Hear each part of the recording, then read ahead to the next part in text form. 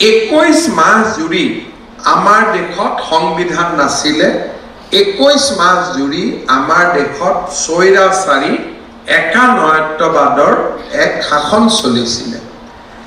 আজি যি কংগ্ৰেছ দলে দেশত 21 মাহৰ বাবে সংবিধানক হত্যা কৰিছিল, গণতন্ত্ৰক হত্যা কৰিছিল, হাজাৰ হাজাৰ মানুহক কাৰাগাৰলৈ নিক্ষেপ কৰিছিলে, মানুহক অমানৱীয় অত্যাচাৰ কৰিছিলে, সেই দলৰ নেতাসকলে আজিকালি সংবিধানখন দেখুৱাই ভাষণ দিয়ে আৰু কয় যে আমি সংবিধানক বচাব লাগিব, সংবিধানক ৰক্ষা কৰিব লাগিব।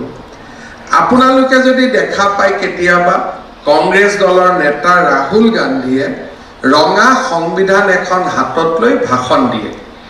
এই ৰঙা সংবিধানখন এটা মানুহৰ মোৰ মনত এটা আছিলে যে এই ৰঙা সংবিধানখনৰ ভিতৰত কি আছে। মই এবাৰ দিল্লীলৈ যাওঁতে এই ৰঙা সংবিধানখন মই দোকানৰ পৰা কিনিছিলোঁ, কিতাপ পুস্তিকা য'ত কিতাপ বিক্ৰী কৰে তাত মই কিনিছিলোঁ। আৰু সেই যিখন সংবিধান লৈ ৰাহুল গান্ধীয়ে কথা কয়, সেই ৰঙা সংবিধানখন, এই পকেট চাইজৰ ৰঙা সংবিধানখনৰ ভিতৰতে লিখা আছে যে সংবিধানখন ইন্দিৰা গান্ধীয়ে হত্যা কৰিছিল। তাৰ ভিতৰতে লিখা আছে। তাৰ মানে ৰাহুল গান্ধীয়ে হাতত লোৱা কিতাপখনত কি লিখা আছে যে আমাৰ দেশৰ সংবিধানখন ইন্দিৰা গান্ধীয়ে হত্যা কৰিছিল। কেতিয়াবা আপোনালোকে সেই সংবিধানখন যদি সুযোগ পাই পঢ়িব, কাৰণ মোৰ মনত এটা সন্দেহ হৈছিল যে এওঁ যে সংবিধানখন এনেকে দেখুৱাই ফুৰে, নিজৰ আইতাকৰ কথা তাত লিখা আছে নে নাই।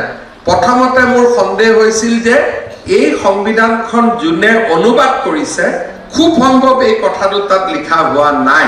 কিন্তু তেওঁলোককো ধন্যবাদ দিব লাগিব, প্ৰিফেচ বা প্ৰস্তাৱনাতে তেওঁলোকে লিখি থৈছিলে যে এই সংবিধানখন ইন্দিৰা গান্ধীয়ে 1975 চনত হত্যা